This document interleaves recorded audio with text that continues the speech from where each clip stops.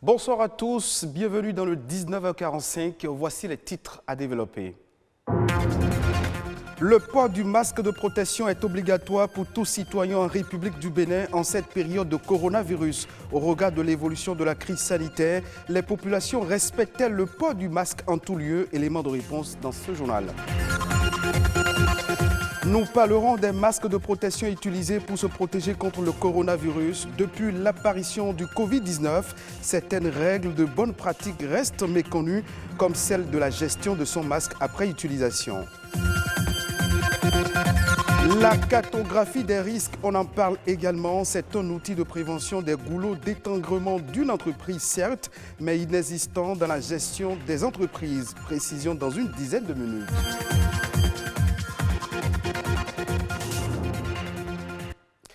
Le Bénin a été le premier pays à décréter le port du masque obligatoire en Afrique le mardi 7 avril 2020.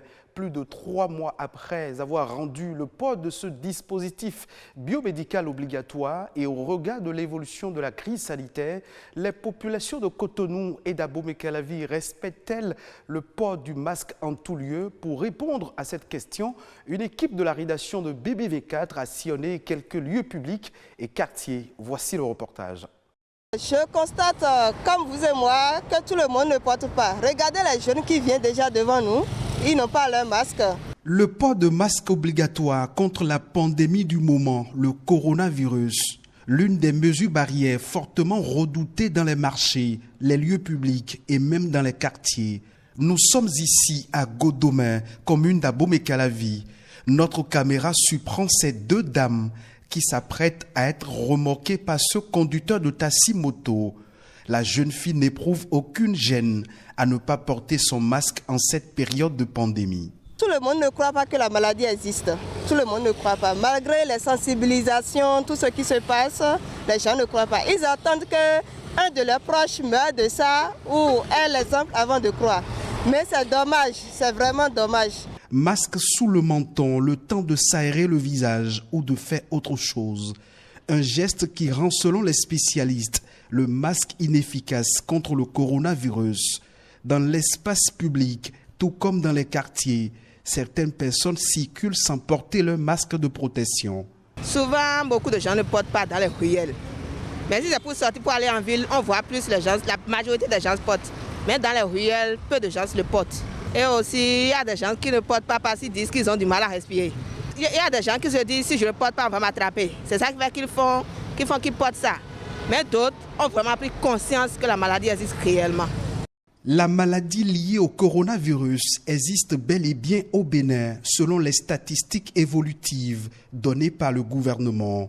Au marché d'Antokpa, tout porte à croire qu'ici, le respect des mesures barrières est facultatif. Le port de masque obligatoire est loin d'être une priorité pour certains clients et commerçants. Beaucoup d'entre nous, on se dit non, la maladie n'existe pas, ce n'est pas pour nous les Africains. Et puis souvent, on voit qu'ils mettent les marques sous le menton ou bien sur le front. Et ce n'est pas vraiment ça qui va arrêter la maladie. Sur les parvis qui mènent à la mosquée centrale du quartier Aïguedo, des fidèles musulmans marchent allègrement, les uns collés aux autres, sans respecter la distanciation sociale et le port obligatoire du masque de protection. C'est des gens qui jusqu'à présent ne comprennent pas que non seulement ils se protègent, mais également ils protègent les autres. Face à ce constat qui a engendré l'augmentation des cas positifs confirmés au coronavirus, des voix s'élèvent et appellent à la répression pour non-respect des mesures barrières. Parce que ceux qui ne veulent pas se protéger courent des dangers et ils nous mettent aussi en danger. Ils mettent ceux-là qui se protègent en danger. Je crois qu'il faut aller à la répression. À la répression, ce n'est pas seulement ceux qui sont véhiculés ou bien motorisés. Il faut commencer par interpeller peut-être ceux qui même sont en circulation, qui ne sont pas sur moto et tout, les piétons. Le coronavirus, une maladie contagieuse et mortelle. Selon les spécialistes de la santé, il faut que chaque personne, notamment les personnes vulnérables, reste vigilante et applique strictement les gestes barrières. En attendant donc de trouver un vaccin contre le virus, c'est de la responsabilité de chacun que dépend la victoire sur le coronavirus. On parle toujours du masque de protection en cette période de pandémie, notamment du masque chirurgical. Ce dispositif biomédical permet de faire écran au virus et de se protéger d'une éventuelle contamination au Covid-19. Vous le savez, vous y êtes habitués déjà, le port du masque est aujourd'hui obligatoire. Toutefois, on s'interroge sur l'usage qu'on devrait en faire après l'avoir utilisé. Rodri Babaguito s'est intéressé à la gestion du masque après son utilisation. Voici son reportage. Sans masque et gants de protection, voilà l'exercice auquel se livre chaque jour Florentin. Depuis le début de la pandémie du coronavirus, difficile de ne pas retrouver des déchets d'un type particulier, des masques déjà utilisés. À notre arrivée, la trouvaille est bien négligeable après le tri d'un tricycle d'ordures. Une taille bien surprenante pour ses collègues et lui. La quantité habituelle est bien plus importante.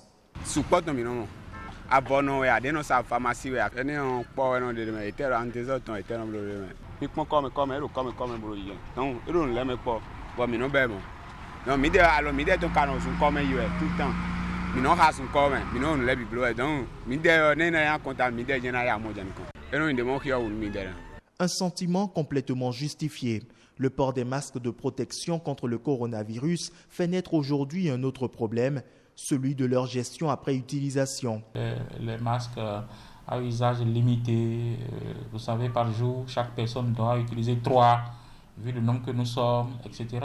Nous risquons vraiment de polluer le sol, nous risquons de polluer notre environnement immédiat et ceci peut se retourner contre nous. Donc on doit pouvoir rapidement trouver un mécanisme de gestion de ces déchets-là afin de le mettre hors d'état de nuire pour qu'ils ne constituent pas un danger pour notre cadre de vie, pour notre environnement. À travers un communiqué en date du 16 avril dernier, le gouvernement, par le biais de son ministre du cadre de vie, interdit de jeter après usage les masques dans les rues, les caniveaux, les latrines ou tout autre lieu non approprié et préconise de jeter impérativement à la poubelle les masques, cache-nez ou bavettes.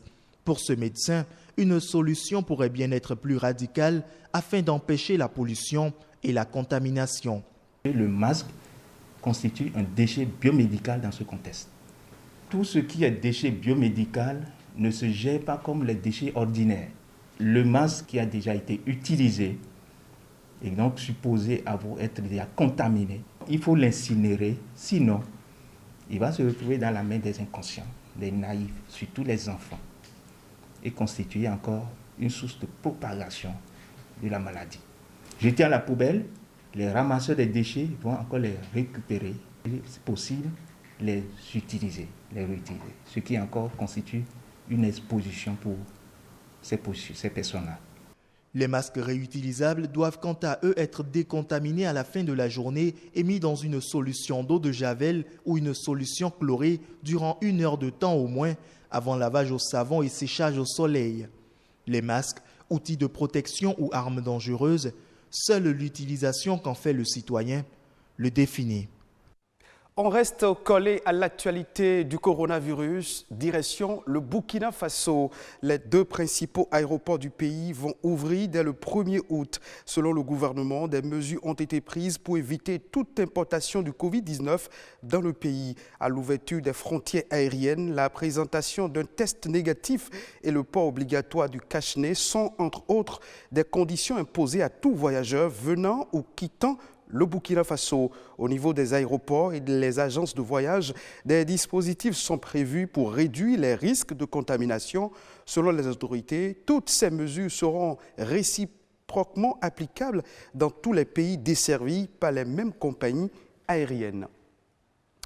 Selon une enquête réalisée par la Fondation Mo Ibrahim, les impacts économiques et sociaux de la Covid-19 tels que le chômage, l'insécurité alimentaire ou la menace démocratique sont une préoccupation majeure pour la jeunesse africaine, bien au-delà du risque sanitaire que représente la pandémie.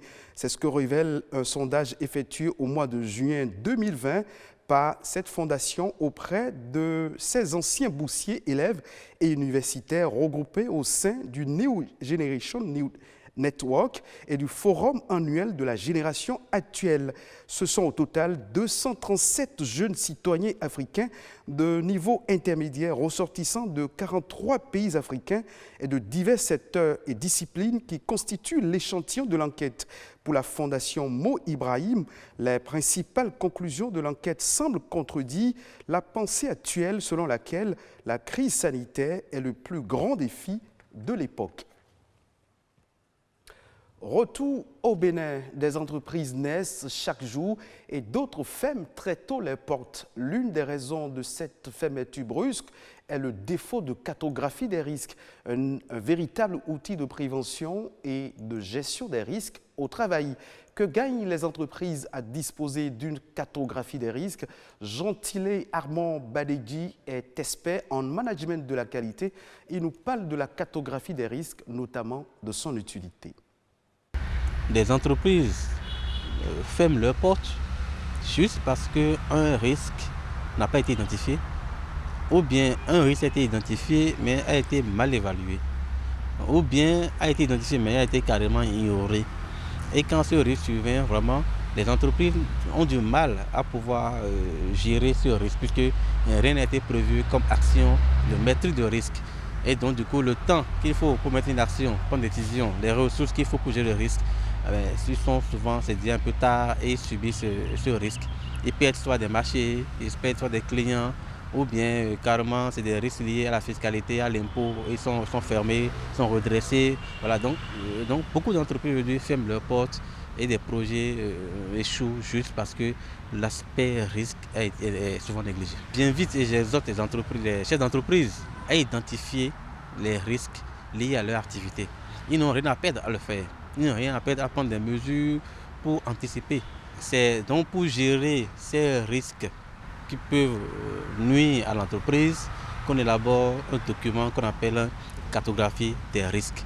Toute entreprise doit pouvoir détenir cet outil-là, ce document qu'on appelle cartographie des risques. Et la preuve, vous voyez, aujourd'hui toutes les normes de management ISO prioritairement, ISO 9001, 14001 pour l'environnement ou 45001 pour la santé, sécurité au travail, toutes ces normes-là exigent qu'une entreprise puisse identifier ses risques et puisse les maîtriser à travers le document qu'on appelle la cartographie des risques. À présent, dans cette session d'information, Ulveus Balogun nous propose la compilation de quelques faits marquants de l'actualité nationale. C'est à travers La Nation en bref et en images.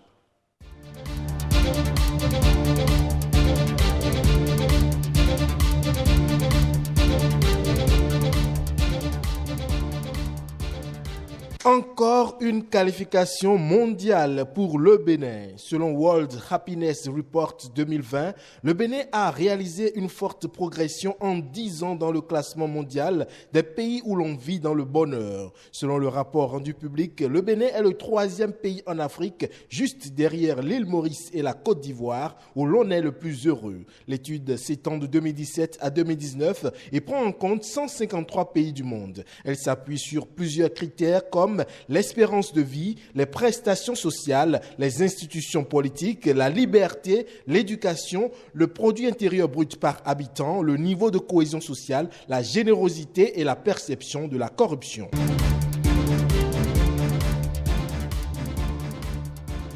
L'Assemblée nationale a adopté ce mardi 28 juillet la loi numéro 2020-24 portant création des chambres des métiers de l'artisanat du Bénin. Le texte de loi comporte 7 articles qui précisent clairement qui peut être considéré comme artisan au Bénin, prévoit leur identification et leur immatriculation, leur formation, la diversité des corps de métier du secteur et la préservation des intérêts des artisans. La loi vise à réformer tout le secteur de l'artisanat et entend offrir à la Chambre des métiers de l'artisanat du Bénin une assise légale au même titre que les institutions consulaires, tout en répondant au triple impératif de vision politique, d'exigence constitutionnelle et d'exigence communautaire. Pour rappel, l'artisanat contribue à 13% du produit intérieur brut.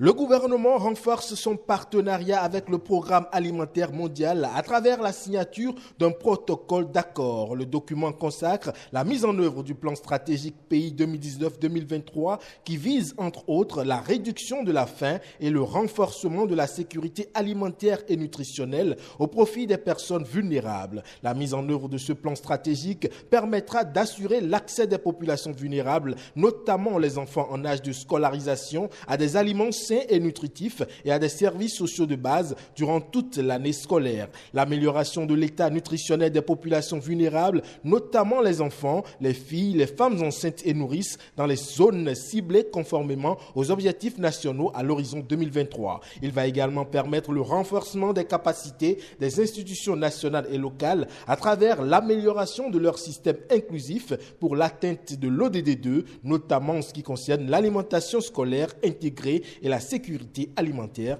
d'ici 2023.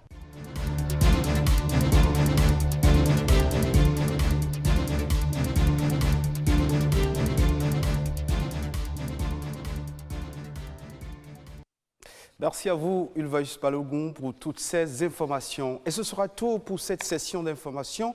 Merci de votre fidélité. Retrouvez ce journal sur le site de l'OATB, www.oatb.bj.